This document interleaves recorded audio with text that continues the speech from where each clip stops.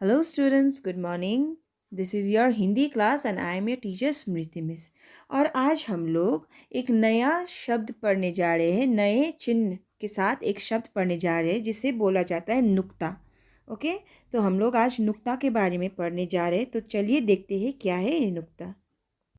तो बच्चों, आप लोग जैसे देख सकते हैं, नुक्ता के प्रयोग से अर्थभेद वाले शब्द लिखा हुआ है। ठीक है, तो नुक्ता मतलब क्या है ना। आप पहले हम लोग ये जानेंगे। ठीक है, जैसे कि हिंदी भाषा में क्या होता है, इंग्लिश है ना, अरबी, फारसी भाषा का क्या होता है, निरंतर मतलब रेगुलर मतलब यूज़ होता रहता है। ठीक है, तो उसी शब्दों को जैसे कि हिंदी लैंग्वेज के कोई कोई वर्ड्स वगैरह होता है ना, अरबिक लैंग्वेज के कोई कोई वर्ड्स होता है, उर्दू लैंग्वेज के कोई वर्ड्स होता है ना, तो उसे क्या होता है, हम लोग जब हिंदी में यूज़ करते हैं तो हिंदी में उसका क्या होता है, ठीक उच्चारण करने वाला कोई चिन्ह नहीं होता है। ठीक है, तो इसी शब्दों को ठीक से उच्चारण करने के लिए एक चिन्ह लगाया जाता है, जिसे कोई भी व्यंजन वर्ण के नीचे बिंदु लगाया जाता है, उसे बोला जाता है नुक्ता।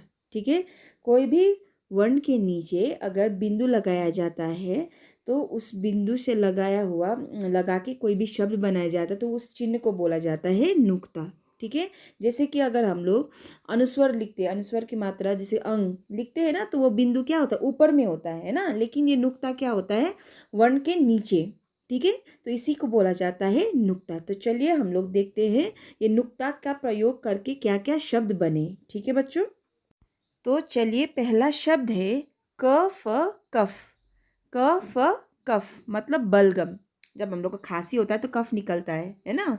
और दूसरा कफ है क नुक्ता फ कफ। क नुक्ता फ कफ। कफ मतलब कमीज की आस्तीन, आस्तीन का भाग जिसमें बटन लगाते हैं। ठीक है, तो कमीज के आस्तीन का भाग जिसमें बटन लगाया जाता है उसे बोला जाता है कफ। ठीक है, अब दूसरा शब्द देखते हैं। अब दूसरा शब्द है ग ज गज। ग ज गज मतलब हाथी।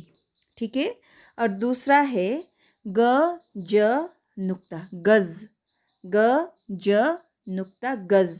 मेरा उच्चारण सुनिए, गज, ये हो गया गज मतलब लंबाई का एक मान। ठीक है, हम लोग बोलते हैं ना 2 गज ज़मीन है ना, 2 गज कपड़ा चाहिए, इस टाइप से हम लोग बोलते हैं ना, तो लंबाई का एक मान।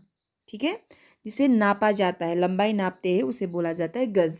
ओके, अब देखते हैं कुछ और शब्द। ठीक है, क नुक्ता ह र कहर। क नुक्ता ह र कहर।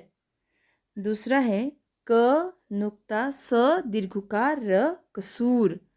क नुक्ता स दीर्घकार र कसूर। क नुक्ता र दीर्घिकार ब करीब। क नुक्ता र दीर्घिकार ब करीब। अब दूसरा है ख से बने हुए शब्द। ख में नुक्ता लगाकर बने गए शब्दों को पढ़ते हैं अब। ठीक है, ख नुक्ता आकर न आकर खाना। ख नुक्ता आकर न आकर खाना। दूसरा है ख नुक्ता त खत। ख नुक्ता त खत। तीसरा शब्द है ख नुक्ता ब र खबर। ख नुक्ता ब र खबर। अब ग में नुक्ता लगा के बनाए गए शब्दों को पढ़ते हैं अब। ठीक है, ग नुक्ता ल त गलत। ग नुक्ता ल त गलत। स आकर ग नुक्ता र सागर। स आकर ग नुक्ता र सागर। दूसरा है ग नुक्ता र दीर्घकार र गुरूर। ग नुक्ता र दीर्घकार र गुरूर।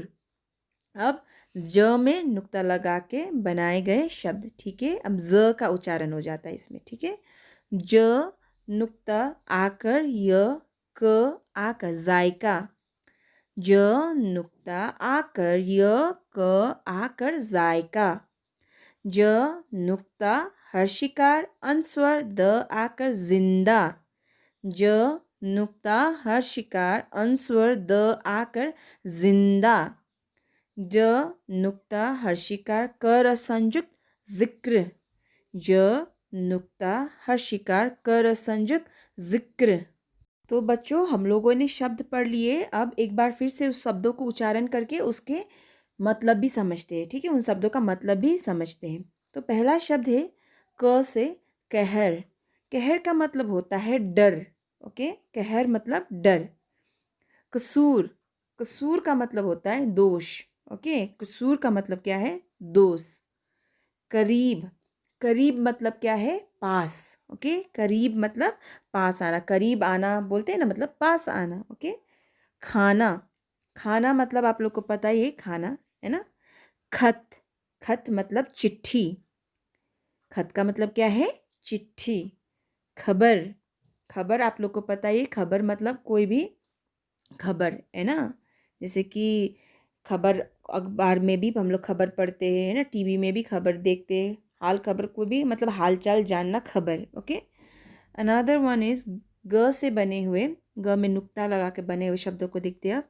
गलत, गलत मतलब क्या? गलत मतलब जो भी कुछ भी चीज़ जो किया हुआ है वो सही ना हो, है ना, उसे बोला जाता है गलत। सागर, सागर मतलब क्या? किनारा, नदी, है ना। अब दूसरा शब्द है गुरूर। गुरूर मतलब घमंड। ओके, गुरूर मतलब क्या है? घमंड। अब ज से देखते हैं, ज से जायका। जायका, जायका का मतलब होता है स्वाद, खाने का स्वाद। ठीक है, उसे बोला जाता है जायका। दूसरा शब्द है जिंदा। जिंदा, जिंदा मतलब क्या है? जिंदा मतलब जिसमें जान हो। ओके, जिंदा का मतलब होता है जिसमें जान हो, उसे बोला जाता है जिंदा। और जिसके पास जान ना हो वो तो मरा हुआ होता है ना। तो जिंदा का मतलब होता है जिसमें जान हो। ओके। अब आखिरी शब्द देखते हैं, जिक्र। आखिरी शब्द क्या है? जिक्र, जिक्र। ओके, जिक्र का मतलब होता है किसी के, किसी से आप किसी के बारे में बात करना, कोई भी चीज़ के बारे में बात उठाना या बात करना बोला जाता है जिक्र। ओके, जैसे हम लोग कभी कभी कुछ भी बात करते हुए कोई भी चीज़ के बारे में जिक्र करते हैं या किसी के बारे में बात करते हैं, उसे बोला जाता है जिक्र। ओके। तो बच्चों ये था नुक्ता के प्रयोग से बने हुए शब्द। हम लोगों ने ये शब्द भी पढ़ लिए और उसके मतलब भी समझ लिए। तो मैं आशा करती हूँ आप लोग को ये नुक्ता के प्रयोग वाले शब्द अच्छे से समझ आ गए होंगे। तो आप लोग इन शब्दों को फिर से एक बार अच्छे से दोहराएंगे और पढ़ेंगे और समझने की कोशिश करेंगे कि नुक्ता क्या है, कि मैंने आप लोग को बताया है ना। कि हिंदी भाषा में इंग्लिश और अरबिक लैंग्वेज क्या होता है, यूज़ किया जाता है ना, यूज़ किया जाता है। तो कोई कोई इंग्लिश और अरबिक लैंग्वेजेस है ना, फ़ारसी लैंग्वेज क्या होता है, जब हम लोग यूज़ करते हैं, वो यूज़ करते हिंदी शब्द में, तो हिंदी में क्या हो जाता है, उन शब्दों का कोई चिन्ह नहीं होता है। ठीक है, तो उन्हीं शब्दों को अच्छे से मतलब ठीक उच्चारण करने के लिए ये नुक्ता का प्रयोग किया गया है। ठीक है, और ये नुक्ता क्या है, कहाँ पे लगता है? वर्ण के नीचे।